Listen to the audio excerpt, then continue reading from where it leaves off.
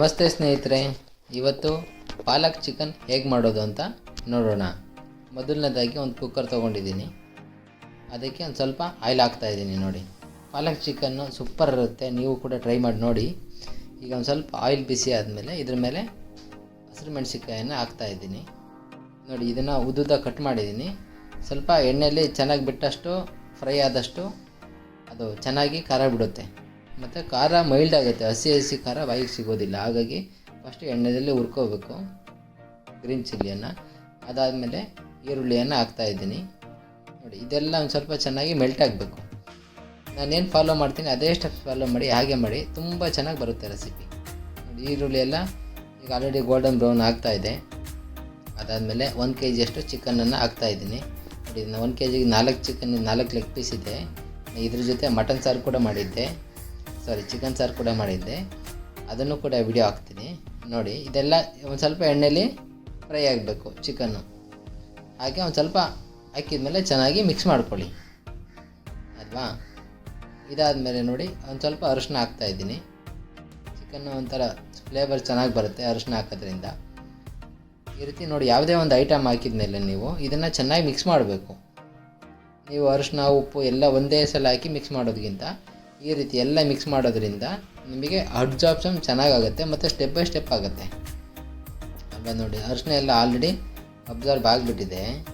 ಈಗ ಅದ್ರ ಮೇಲೆ ಉಪ್ಪು ಹಾಕಿ ಚೆನ್ನಾಗಿ ಮಿಕ್ಸ್ ಮಾಡ್ತಾಯಿದ್ದೀನಿ ಅಲ್ವಾ. ನೋಡಿ, ಈಗ ಉಪ್ಪು ಹಾಕೋ ಉದ್ದೇಶ ಏನಂತಂದರೆ ಚಿಕನ್ನು ಬೇಗ ನೀರು ಬಿಡಲಿ ಅಂತ, ಡಿಹೈಡ್ರೇಟ್ ಆಗಲಿ ಅಂತ.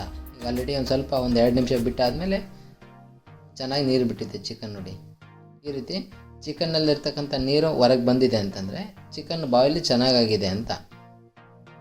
ಆ ರೀತಿ ಇದಾದಮೇಲೆ ಒಂದು ಸ್ವಲ್ಪ ಶುಂಠಿ ಮತ್ತು ಬೆಳ್ಳುಳ್ಳಿ ಪೇಸ್ಟನ್ನು ಹಾಕ್ತಾಯಿದ್ದೀನಿ. 2 ಸ್ಪೂನಷ್ಟು. 1 ಸ್ಪೂನು ಜಿಂಜರ್ ಹಾಕಿದ್ದು, ಇನ್ನೊಂದು ಸ್ಪೂನು ಗಾರ್ಲಿಕ್ ಹಾಕಿದ್ದು. ಇದಾಕಿ ಚೆನ್ನಾಗಿ ಮಿಕ್ಸ್ ಮಾಡಿ. ಇದೇ ರೀತಿ ಒಂದು ಸಲ ಒಂದು ಐಟಮ್ ಹಾಕಿದ ಮೇಲೆ ನೀವು ಚೆನ್ನಾಗಿ ಮಿಕ್ಸ್ ಮಾಡಬೇಕಿಲ್ಲ. ಆ ರೀತಿ ಚೆನ್ನಾಗಿ ಮಿಕ್ಸ್ ಮಾಡಿ. ಈಗ ನೋಡಿ, ಒಂದು ಸ್ವಲ್ಪ ಟೊಮೊಟೊ ಪೇಸ್ಟ್ ಹಾಕ್ತಾಯಿದ್ದೀನಿ. ನಾನು ಟೊಮೊಟೊನೇ ಹಾಕ್ಬೋದಿತ್ತು ಕಟ್ ಮಾಡಿಬಿಟ್ಟು, ಇಲ್ಲಿ ನಾನು ಪೇಸ್ಟ್ ಯೂಸ್ ಮಾಡಿದ್ದೀನಿ. ಯಾಕಂತಂದರೆ ಅದು ಚೆನ್ನಾಗಿ ಸ್ಪ್ರೆಡ್ ಆಗಲಿ ಅಂತ ಟೊಮೊಟೊ ಪೇಸ್ಟ್ ಹಾಕಿದ್ದೀನಿ. ಈಗ ಖಾರ ಪುಡಿಯನ್ನು ಹಾಕ್ತಾಯಿದ್ದೀನಿ ಅಲ್ವಾ. ಖಾರ ಪುಡಿ ಹಾಕಿದ್ದು ನೋಡಿ, ಖಾರವಾಯಿತು, ಟೊಮೊಟೊಗೆ ಹುಳಿ ಆಯಿತು, ಮತ್ತು ಉಪ್ಪು ಹಾಕಿದ್ದೀನಿ. ಇದಾದಮೇಲೆ ಬಂದಿದ್ದು ಸ್ವಲ್ಪ ಮಸಾಲ, ಇದು ಚಿಕನ್ ಮಸಾಲ ಪೌಡರನ್ನು ಹಾಕ್ತಾಯಿದ್ದೀನಿ. ಶಾಪಲ್ಲೆಲ್ಲ ಸಿಗುತ್ತಲ್ಲ ಚಿಕನ್ ಮಸಾಲ ಪೌಡರ್, ಅದೇ ಚಿಕನ್ ಮಸಾಲ ಪೌಡರನ್ನು ಸ್ವಲ್ಪ ಫ್ಲೇವರಿಗೆ ಯೂಸ್ ಮಾಡ್ತಾಯಿದ್ದೀನಿ. ಈ ರೀತಿ ನೋಡಿ ಚೆನ್ನಾಗಿ ಮಿಕ್ಸ್ ಆಗಿದೆ. ಈಗ ನೋಡಿ, ಒಂದು ಸ್ವಲ್ಪ ವಾಟರ್ ಕಮ್ಮಿ ಅನಿಸಿದರೆ ನಿಮಗೆ ವಾಟರ್ನ ಆ್ಯಡ್ ಮಾಡ್ಕೋಬೋದು.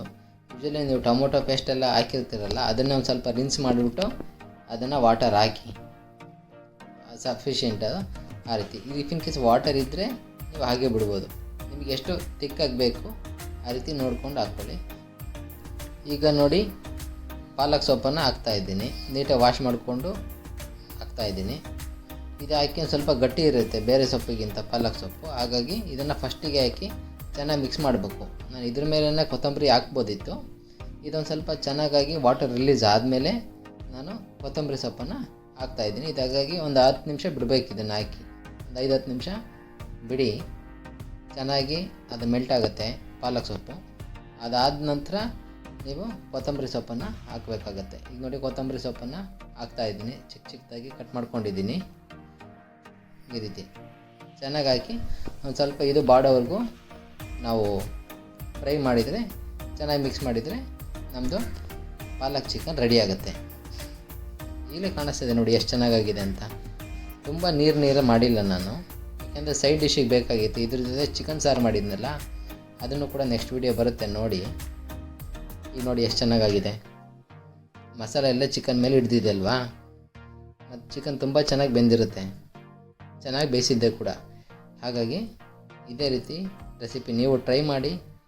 ಈ ವಿಡಿಯೋ ಇಷ್ಟ ಆದಲ್ಲಿ ನಮ್ಮ ಚಾನಲ್ನ ಸಬ್ಸ್ಕ್ರೈಬ್ ಮಾಡಿ, ಮತ್ತು ಈ ವಿಡಿಯೋಗೊಂದು ಲೈಕ್ ಕೊಡಿ. ಇದೇ ರೀತಿಯ ಫುಡ್ಡನ್ನು ಎಂಜಾಯ್ ಮಾಡಿ ಅಂತ ಹೇಳ್ತಾ, ಥ್ಯಾಂಕ್ ಯು ಫಾರ್ ವಾಚಿಂಗ್.